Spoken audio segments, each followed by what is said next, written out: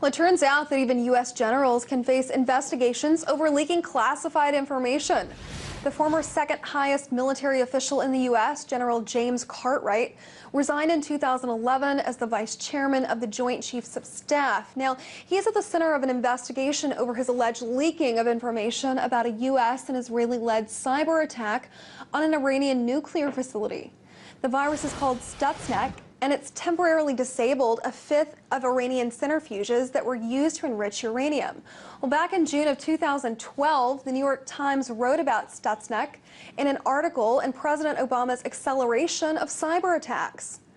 The article included detailed information from meetings in the White House Situation Room. Well, NBC News revealed last night that General Cartwright is being targeted by the Justice Department probe into the release of classified information about Stuxnet. Is this the highest level of government official to be accused of leaking information to the press?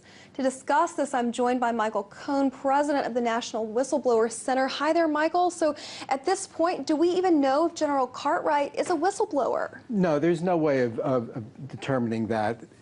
Right now, what we have is a leak investigation.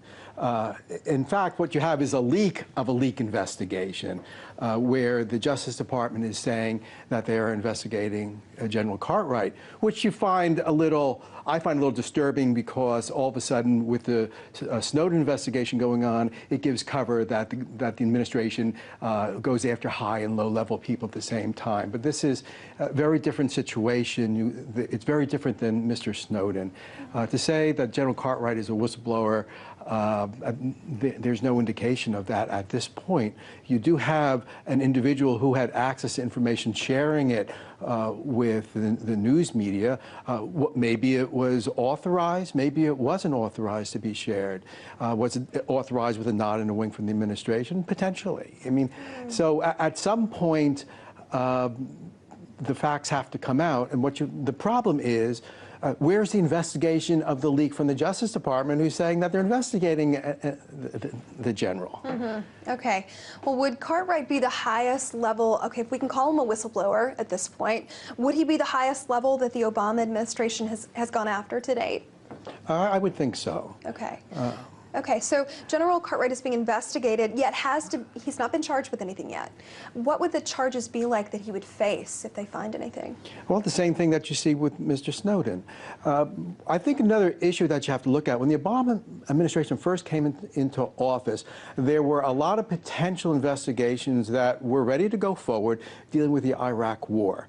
Vice President Cheney and others were associated with leaking potentially false information to the news media to justify the war. So the first thing President Obama did, and one of the first things he did in office, was say, let's sweep that all under the rug. Let's start off with a new clean slate.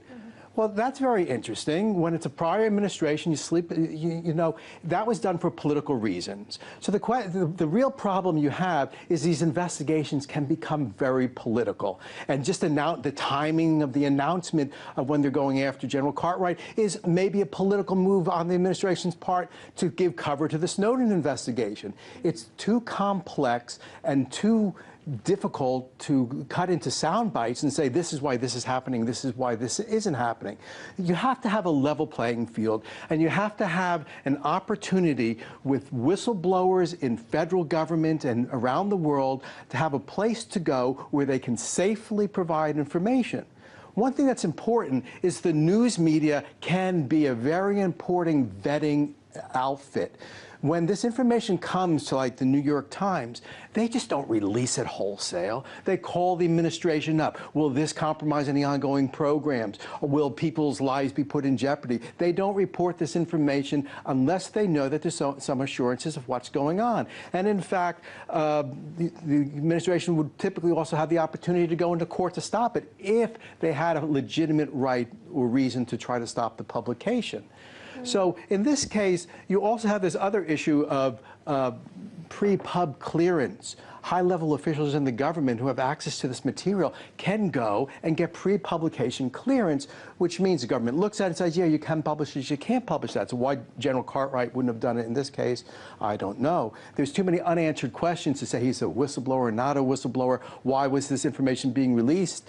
Was it to help the administration? Was it because it needed to be released for some other reason? It's too speculative. Well, how thoughtful of the New York Times to call the administration before they release any information. That's really thoughtful of them. But let me get on to this next question. We're running out of time here.